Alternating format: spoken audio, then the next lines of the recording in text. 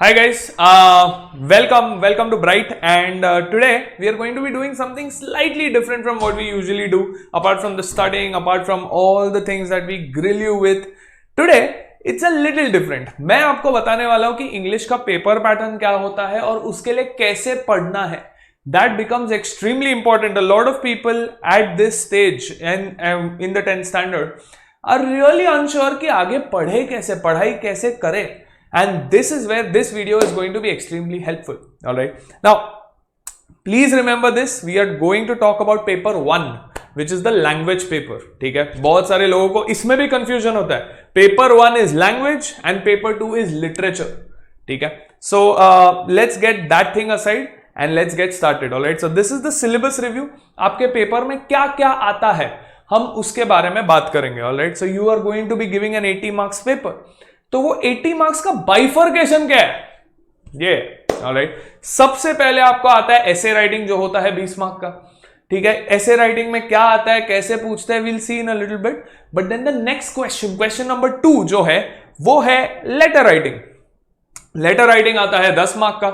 Similarly notice और email 5 mark each, तो total 10 mark के आते हैं, 5 and 5 as you can C.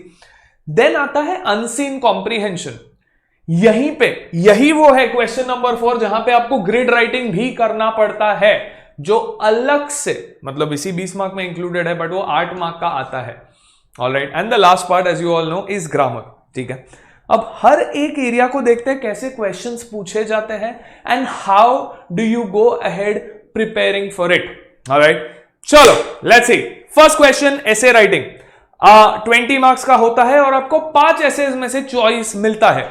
So you have a descriptive essay, you have a narrative essay, you have a picture composition, you have argumentative essay, I'm so sorry for that, and I have story writing. Alright, तो 5 topic आते हैं हमेशा, guarantee है, और इसमें से आपको कोई एक लिखना पड़ता है. Now, a lot of people think कि जो मुझे टॉपिक अच्छा लगा मैं वो लिखूंगा, but I believe in something different. I believe in quality. अभी तो शायद खैर तेरे पास इतना टाइम नहीं है to change your strategy, but if possible out of these 5 stick to 1 maximum 2. उससे ज्यादा मत ये करना. मैं बताता हूं क्यों. क्योंकि जो लोग 9th स्टैंडर्ड में हैं and who are watching this video, trust me this is going to help you. कोई एक या 2 टॉपिक पकड़. For example, I know as a teacher कि मुझे पता है मेरा डिस्क्रिप्टिव ऐसे सॉलिड है, मेरा स्टोरी राइटिंग अमेजिंग है, तो मैं कोई भी पेपर दूंगा, भले ही वो वीकली टेस्ट हो, भले ही वो डेली टेस्ट हो, भले ही वो प्रीलिम एग्जाम हो, मैं इन दोनों में के अलावा और कुछ नहीं लिखूंगा. ऑलराइट, इससे क्या होता है, all the people who are in 9th standard, उन लोग एक ही टाइप का ऐसे लिखते लिखते लिखते they get better at it. Alright, that is the secret formula that you must know, and I'm going to give you such secret formulas through this video, so keep watching. Alright, let's see. So questions आते कैसे हैं? Write an essay on any one of the following. The limit is 300 to 350 words. अब question आता है कि इसको लिखे कैसे, 300-350 वर्ड्स में कैसे लिखे, क्या करे, कितना लेंथ होना चाहिए, काउंट करके बैठे क्या? नहीं, कोई भी जरूरत नहीं है आपको वर्ड्स काउंट करने की. एक सिंपल सा फॉर्मूला देता हूं मैं आपको. अगर आप 2 साइड का ऐसे लिखते हैं तो आपके 350 से लेके 400 वर्ड्स हो जाते हैं. It's that simple. ना वर्ड काउंट करने की जरूरत, ना आपको टाइम वेस्ट करने की जरूरत है. क्यों? क्योंकि तेरे टीचर के पास भी टाइम नहीं है. Your teacher simply does not have the time to count the number of words in your essay and cut marks for that. उसके पास बहुत सारे पेपर्स होते हैं, उसमें उसको स्टोरी पढ़ना होता है. अब उसमें तो उसको एक्सपेक्ट कर रहा है कि वो वर्ड्स भी काउंट करे. थोड़ा ज्यादा हो गया ना, थोड़ा वर्कलोड ज्यादा हो जाता है टीचर्स के लिए, and they are not interested in it. ठीक है, तू एक सिंपल सेंसिबल चीज कर. Instead of counting words and wasting your time, just go ahead and write 2 sides.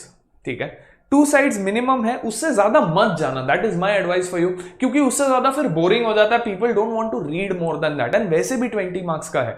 20 marks के लिए 2 साइड लिखा बहुत ही ज्यादा हो गया. ठीक है, मतलब एडिक्वेट हो गया. Let's see. This is a first topic, quite a big topic. Let's read this out. You are a spectator of an accident in which an old lady is knocked down by a car. All right. The driver of the car jumps out to see what happened and then drives off. So it's a heinous crime done by someone. Hit and run का case है कि एक लड़की को गिरा दिया and then he drove off. All right, without even caring for the old woman. Write an account of the accident. Your composition should include information about the circumstances in which the accident occurred, the types of the car involved, and the personal appearance of the driver. All right. So this for me tends towards the type of narrative essay. All right. Narrate करना है आपको incidences जो आपने खुद से देखे हैं. All right. That is exactly what is a narrative essay. जहां पे आप narrate कर रहे हो incidences जो आपने खुद से देखे हैं. सेकेंड टॉपिक, सेकेंड ऑप्शन जो आपके पास है जो आप लिख सकते हैं ऐसे राइटिंग में, this is just a general formula. ये ऐसा नहीं है कि यही पेपर आएगा. मैंने एक रैंडम पेपर से कुछ टॉपिक्स उठाए हैं ताकि आपको पता चले कि आर्ग्यूमेंटेटिव ऐसे क्या होता है, नरेटिव ऐसे क्या होता है, डिस्क्रिप्टिव ऐसे क्या होता है. Alright, let's C. Watching television has an adverse effect on children and should be restricted. Do you agree with this or do you not? तो ये clearly argumentative essay का टाइप हो गया. Alright, so then people who are good at arguing, alright, this is the topic for you. Write a description of the town in which you lived. Clearly ये word आ गया description. Description मतलब descriptive essay. So clearly this is an example of descriptive essay. And the last thing, write a short story of your intervention by continuing the following. Alright, मतलब तेरे खुद के हिसाब से तेरे को इस लाइन को कंटिन्यू करना है. I jumped out from the bed at midnight ... ठीक है, तो इस स्टोरी को तेरे को कंटिन्यू करना है. इसके आगे you can make it a horror story, you can make it a funny story, you can make it a lullaby where people go off to sleep, you can make it whatever you want. ठीक है, ये एक freedom मिलता है, creative freedom मिलता है when you are attempting story writing. ठीक है, पिक्चर कॉम्पोजिशन मैंने यहाँ पे डाला नहीं है, बट सिर्फ एक चीज समझ, उसमें एक पिक्चर देते हैं और उस पिक्चर के बेसिस पे आपको स्टोरी लिखना पड़ता है. Alright, just a word of caution, if you are not sure of picture writing, शायद कभी जिंदगी में लिखा नहीं है पिक्चर कॉम्पोजिशन, तो मत अटेम्प्ट करना. ठीक है, right. So let's move on. Here we go. Letter writing, 2 letters आते हैं, उसमें से कोई एक लिखना पड़ता है. You to select 1 out of the 2. Alright, 10 marks का आता है. Now one of those letters will be a formal letter, the other one will be an informal letter. देखते हैं सैंपल टॉपिक्स क्या है. Let's C. Select one of the following for 10 marks. You are living in a hostel in Shimla. Write a letter to your mother. Clearly यहीं से पता चलता है कि ये informal letter का टाइप है. तो people who are good at writing informal letters should go ahead with it. Just make sure that you know the length for it. 1.5 to 2 sides is what you should write. I would stick to 1.5 sides. ठीक है, काफी ज्यादा लोग 1 side का लिखते हैं. That's too short, my friends. ठीक है, so don't do that. I would stick to 1.5 sides of your page. So yep, of a standard size A4 size paper is what I'm talking about, जो तेरे को तेरे exam में मिलता है. Alright, so let's see the other topic that they asked. Formal letter. The food served in your school canteen is not to your satisfaction. Write a letter to the principal complaining about it and suggestions for improvement should be given. ठीक है, this is a formal topic. Alright, तो ऐसे आता है letter writing का topic. Now you need to prepare one of the 2 types. There are some people who are extremely good with informal, there are some people who are extremely good with formal. जो तुझे suit करता है वो कर. ठीक है, don't say that your friend or your teacher has told you to write formal so you should write formal. मेरा formal letter अच्छा होगा, बट दैट डजंट मीन कि मैं तुझे फोर्स करूं फॉर्मल लेटर लिखने के लिए. ठीक है, तो please keep that in mind. Alright, let's quickly move on to the next 10 marks. The next 10 marks, as you all know, notice and email. Notice and email question number 3 जो होता है वो रिलेटेड टॉपिक्स होते हैं.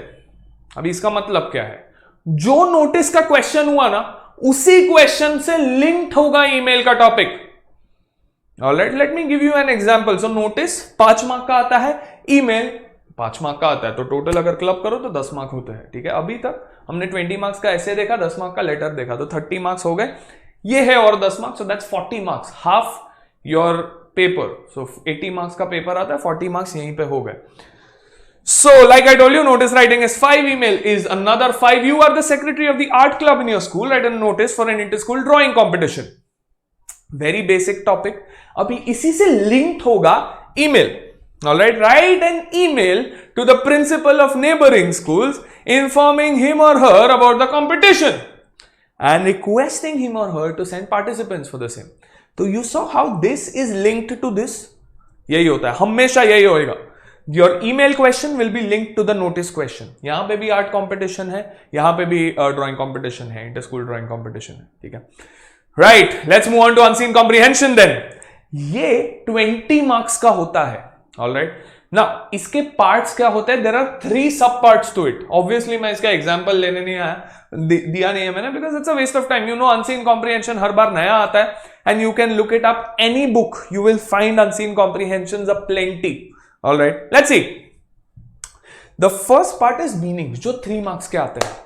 3 ऐसे words दिए होंगे जो शायद तूने सुने ना हो, या फिर ऐसे वर्ड्स होंगे जिसका मीनिंग फाइंड आउट करना डिफिकल्ट होगा तेरे लिए. Alright, let me give you an example. One word that they asked was quenched. Quenched.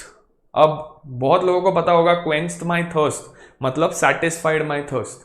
इसमें एक चीज याद रखना, here's a little secret. अगर आपको एक वर्ड नहीं मिल रहा, जैसे quenched का satisfied आपको नहीं मिल रहा, even a phrase is accepted. अगर आप एक लंबा सा कुछ phrase लिखो, even that is accepted. Alright, तो please remember that. तो please don't miss out on these questions. सही हुआ तो 1 मार्क फ्री का मिल जाता है. ठीक है, so don't miss out on this. Then आता है the question and answers which is for 9 marks.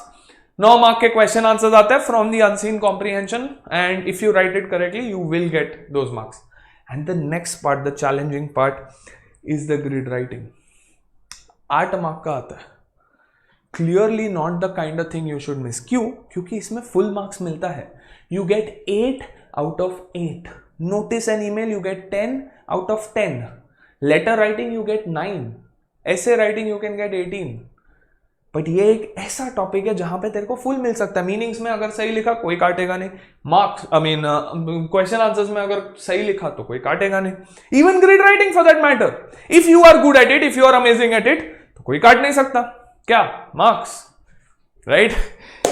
So grade writing कैसे करें? प्लीज रिमेंबर, 2 ग्रेड लिखना कंपलसरी है, रफ ड्राफ्ट और एक fair draft.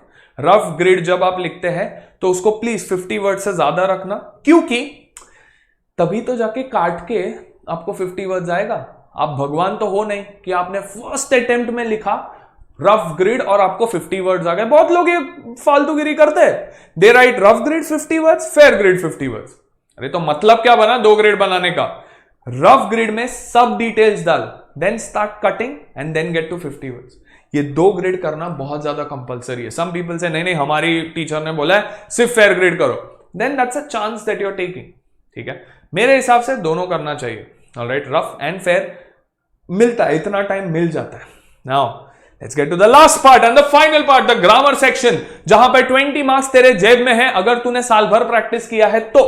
Otherwise, you're going to come across a lot of difficulties here. This 20 marks is divided into 4 parts. The first part being tenses. Now, a lot of you must be wondering tenses क्या है? Tenses वो है जहां पे आपको fill in the blanks देते हैं in a paragraph, and तेरे को bracket में certain words देते हैं. All right, and you have to fill in the blanks. It's that simple. All right. तो यहां पे इस एरिया में तेरे को कम से कम 3.5 मार्क्स आना चाहिए. Not even 3.5. The reason I say this is because it's really simple. तुम लोग खुद ने देखा होगा. Even if you're weak at everything in grammar, इसका 3.5 मार्क आना चाहिए. If you're a good student, 4 out of 4. All right. Then the part जिसके लिए साल भर तुम लोग रोए हो, 2 साल से रो रहे हैं कोई लोग, which is prepositions. 8 sentences आते हैं जिसके लिए 4 मार्क मिलते हैं. How do you prepare for it? It's a very difficult thing. You need to keep practicing. You need to see a variety of sentence, तब जाके होगा. नहीं तो ऐसे ही लैंग्वेज करोगे 2, 2.5. Now trust me, if you are getting more than 2.5, say 2.5, 3 ऐसे सब मिल रहा है, you're doing good. Let nobody tell you. Don't let your parents tell you. Don't let your teacher tell you कि तेरे को कम आ रहा है, 2.5 is less. No, it's not. अभी अगर 2.5 आ रहा है विद प्रैक्टिस, बोर्ड एग्जाम सब जिसके लिए एटलीस्ट 1-2 महीने पड़े हैं, कितना आएगा? 4. All right. So yes, just keep practicing. This is the key for this. Prepositions. All right. Next is joining sentences without using and but. So वो भी 4 मार्क का आता है. 4 sentences आते हैं उसमें, 4 questions आते हैं. In this area, you should never lose even 1 mark. Tenses में मैंने बोला था चल तेरा हाफ मार्क गया तो समझ में आता है. इसमें 1 मार्क भी नहीं जा सकता है. क्योंकि it's that simple. If you know few conjunctions you can join sentences without and but so. Alright, your teacher must have taught you this by this time. If not, change your teacher. Alright, and while you're there, please like, share and subscribe if you are finding this information useful. Alright, so and नहीं use कर सकते, but नहीं use कर सकते, so नहीं use कर सकते, वो एक कंडीशन है. आपको कोई और कंजंक्शन यूज करना पड़ेगा. और बहुत इंपॉर्टेंट, कॉमा अगर इसमें नहीं डाला या गलत जगह पे डाला या फिर नहीं डाला, alright, then you stand to lose that entire mark. Alright, so be very careful कि कॉमा कहां आता है. Ask your teacher, ask your patrons, ask your parents, whoever they are, कि कॉमा डालना सही जगह पे सिखाओ. क्योंकि यहां पे उस मामले में बोर्ड वाले थोड़े से स्ट्रिक्ट होते हैं. ठीक है. And then as you all know 12 marks हो चुके हैं. लास्ट का जो 8 मार्क है वो डू एज डायरेक्टेड के लिए आता है. Do as directed, you know, bracket में तेरे को इंफॉर्मेशन देते हैं कि क्या करना है. Begin with this, and with this, use this, ऐसे करके, and then you have to do it. The secret for this is, and the secret for prepositions is that you must, come what may, practice the entire year. अगर नहीं किया है अभी उठो और करो. बट सब लोग यही बोलते हैं प्रैक्टिस करो. कोई ये नहीं बताता कि कैसे करना है. हम बताएंगे, हम बताने वाले हैं. Alright, what are the books you should refer. Now your language paper is 80 marks. Like I have told you, total marks 80 होते हैं. हर एक क्वेश्चन के लिए एक बुक है. अगर आप वो कर लो तो तेरा लाइफ सॉर्टेड है. लेट्स सी, ऐसे राइटिंग के लिए एक बुक आता है, art of effective writing. Remember 20 marks का है. Alright, you write one good essay, you stand a chance to get 18 or 19, which is 90% marks my friends. नहीं जाना चाहिए. और वही घिसा पीटा पुराना, यू नो, बेसिक लेवल का ऐसे किसी को नहीं चाहिए. The level of essays that students are writing today is fabulous, phenomenal level. तेरे को भी उस लेवल पे आना है. कैसे आएगा? आर्ट ऑफ इफेक्टिव राइटिंग एक बुक है, खरीद ले, एसेस पढ़.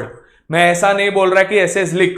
बहुत लोगों को ये गलतफहमी है, यू नो, कि एसेस जितना ज्यादा लिखो उतना बेटर होता है. नहीं होता. क्वालिटी वही घटिया रहती है. अपनी क्वालिटी को इंप्रूव करने के लिए एसेस पढ़ने पड़ेंगे. This book is going to help you out there. Letter writing के लिए भी same book, art of effective writing में से कुछ लेटर्स पढ़ ले, 5 या 6 लेटर पढ़ ले, बस हो गया, सॉर्टेड. 10 मार्क तेरा सॉर्ट हो गया उधर. Notice and email, simple practice from this book called total English. Total English नाम का एक किताब आता है.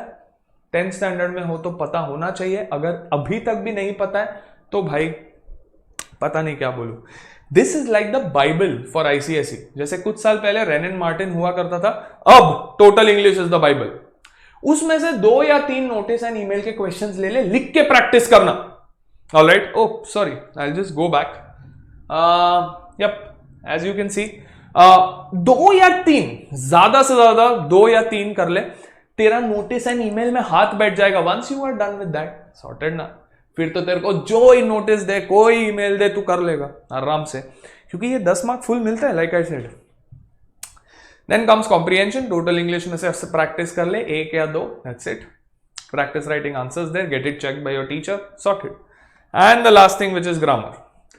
2 चीजों में ग्रामर का प्रैक्टिस होता है. टोटल इंग्लिश अगेन, उसमें 16 क्वेश्चन पेपर्स हैं, 80 मार्क्स के.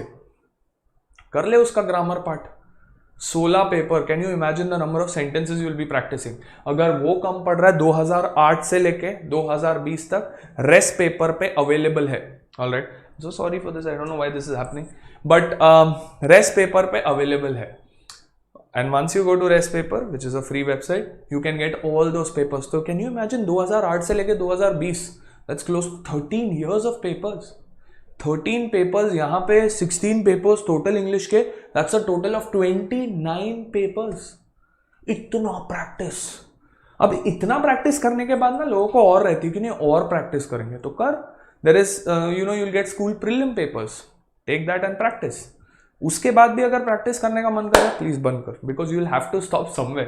Practice is abundant. मैं तेरे को और 4 बुक दे सकता है, but learn to stop. Once you done this much, it should be enough. Alright, and एक सिंपल सा टिप देता हूँ लास्ट जाते जाते, एंड दैट इज कि most of you must be thinking ये सर तो कुछ भी बोलते हैं, इतना सारा किससे होता है. ट्रस्ट मी, ये इतना सारा नहीं है. I'll give you an example.